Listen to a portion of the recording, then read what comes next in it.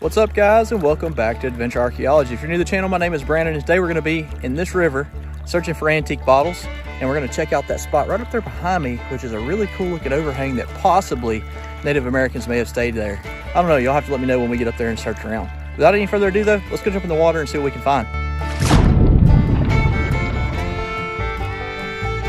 Guys, I got all the way out here to the creek, and you won't believe what I did. I left my grabbers and my rake in the truck, and it's too far of a hike for me to go back and get them, so I'm just gonna have a really cold arm today. And that's okay. If I'm finding good bottles, I don't mind a little bit of frostbite. All right, the first find of the morning is a nice old whiskey neck. And that's a beautiful one right there. I would have liked to have known what that may have said on it.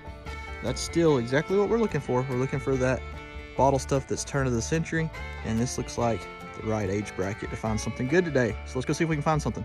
I didn't make it but just a couple of steps, and I already spotted a couple more pieces of glass down here in the bottom.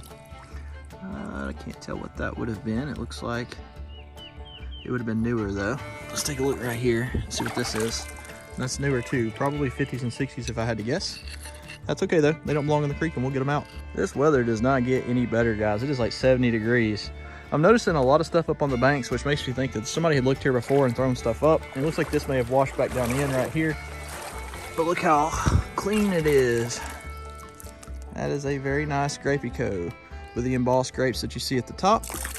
And yes, that is from Inslee, Alabama. And that's not a super rare bottle, but the embossing on that is beautiful, and that's gonna be from about the mid-1920s.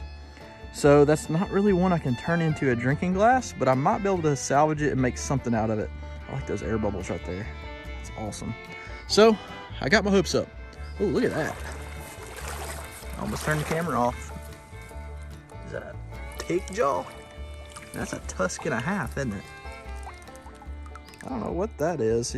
Or is that a beaver? Maybe a beaver? I don't know. Y'all let me know in the comments below. What kind of animal did that come off of? All right, I see a bottle down there. It's right there. There's a bunch of limbs and stuff kind of in the way. So I guess I'm gonna dig around it a little bit. The color looks a little bit off, so I don't know if it's a newer bottle or not. Almost got all the limbs moved. And this is gonna be one of those cold ones. Here we go. Be something good. Oh, it would have been something good. That would have been a nice straight side Coke. Shoulder script, that would have been pre-1915. And it's from Birmingham, Alabama. Man, that hurts my feelings. I kind of wish it would have been a Hill script. At least then I could have turned it into a drinking glass or a whiskey glass. But there again, it just shows you that there is some new stuff washed up today. And I'll keep this and I'll find something to do with it. Anytime you've got a 100-year-old piece of Coca-Cola history, it's absolutely worth keeping. All right, I see a bottle right down here. As you can tell, it's going to be an ACL. For those of you that don't know, that means applied color label. These came about after most embossed bottles. Some still have a little bit of embossing on them. I'm going to go in and get wet. Let's see. Oh, that's a different one. Wholesome refreshment for all ages. Good for young. I don't know. Bubble Up was the name of it. Something of lemonade, it looks like, or lemonade. I don't know. Honestly, never seen one of those. Interesting that their slogan was pure pleasure, though. So, might have to do a little bit of research on that, see if that was a local company. But I can honestly say I've never seen one. All right, y'all ready for a pro tip? Here's a pro tip if you're out searching for bottles. See this log right here? It's acting kind of like a dam. And what it's done is it's created a still spot in the water right behind it.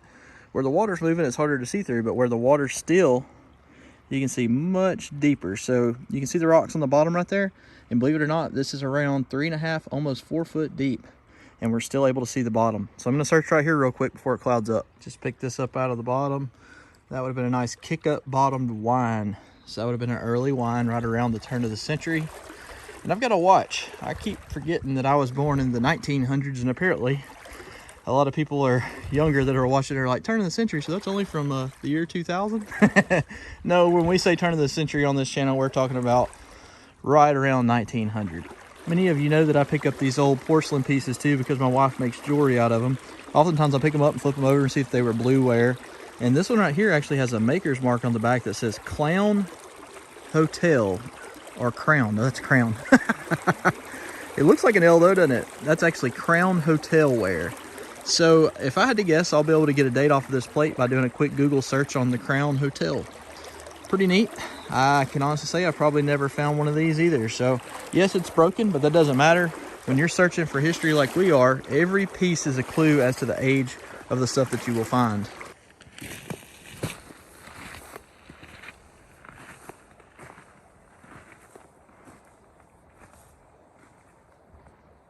So I found a lot of good pieces of glass so far, but the whole stuff seems to be hiding pretty well. It's been slow for a few minutes. It's okay though, I'm not gonna let it deter me. We're gonna keep walking. But I wanted to take a second to tell y'all about an antique bottle show that's coming up in Chattanooga. I'm gonna pop right up here in the right-hand corner the flyer for the show. And I will be attending it that Saturday and be there for several hours. Me and my wife, my daughter, and my mom and dad are gonna go. And my good buddy Jason Heron is the one that's putting the show on. So if you're interested in selling any bottles or getting a table, they're really reasonable. His phone number's on the flyer. Give him a call, set up a table, and come see us while you're there. We've got a troll train. So I just picked this piece up right here. You can see where it says Coca. That would have been a My Coca from Fairfield. This is really similar to the whiskey glass that sold last week. I believe Dave is who won that. He's a longtime follower of the channel. But right down here, I can't tell if it's a bottle, that's a rock, but right here's a broken one. Ah, it's got a crack too far into it to make it into a drinking glass, but that would have been a nice Pioneer. Still shows it's just washed up and I'm still on the trail.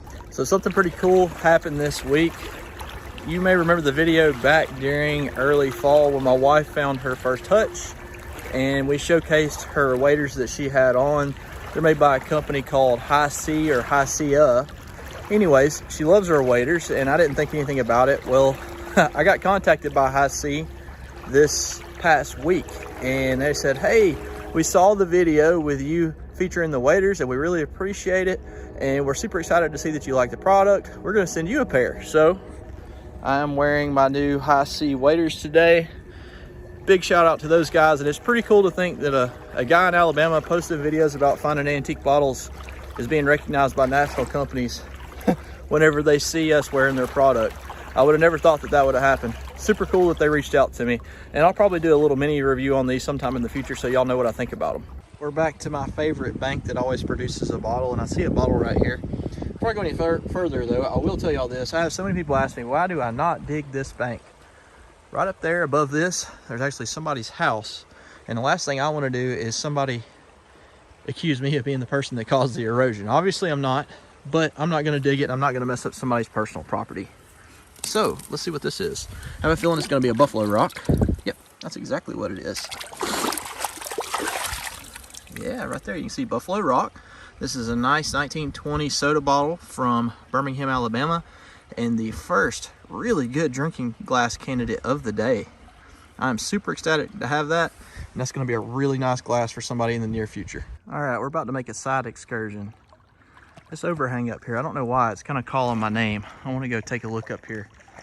For some reason, I feel like the Native Americans would have loved this spot right here in the creek for a couple of reasons. There's a big bend right here. I saw a huge fish right over there, and I know the fishing would have been fantastic. The only thing that kind of throws me off is I kind of wonder if the water level, I know it goes all the way up to about right there, would have been too high for them to stay here during the winter, but maybe it was like a summertime home. Let's go up here and take a look around. It's beautiful in either case. I always like taking a look at the rock outcroppings because even if it was a place that somebody would have only stayed for, say, you know, an overnight quest while they were either hunting or, you know, you never really know. Well, that's a big bank right here, guys. And it's slick, slick.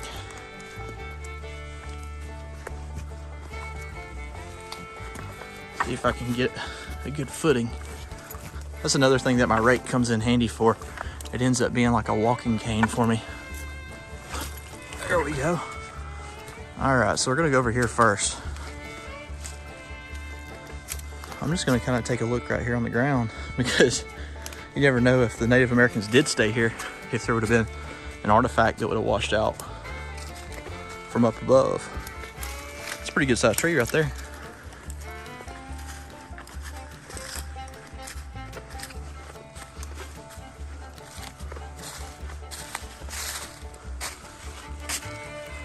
Yeah, that's a pretty big overhang.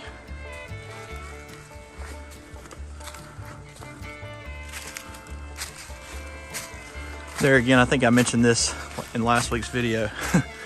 This time of year, if you're gonna get out of the water and onto the bank, this is the best time of year. There's no snakes and there's no poison ivy. And that's two things that I really don't want to run into. All right, I made it up here to the top. I can see that somebody else has been in here recently. Somebody named Brian or Bryn. But what's kind of interesting is right there, there's a hole. It looks like it goes pretty far back there. But I would definitely, if I was in the area, you know, 200 years ago, this is where I would be hanging out. It's pretty nice and level up here. Great spot to kind of kick back and spend the night if you had to, right off the creek bank. Let's walk over this way. I thought that may have went up in there further, but it doesn't.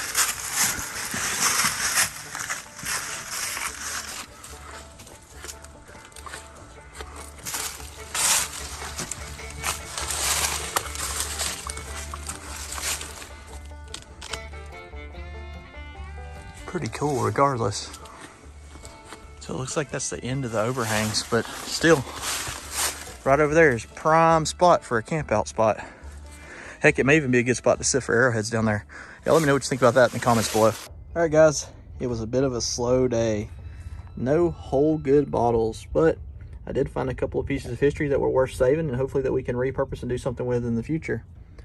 This one over here, I did a little bit of research on it, and believe it or not, I was able to find the Crown Hotel, but I wasn't able to find a start date or a close date. So if y'all know anything about that, be sure to let me know in the comments.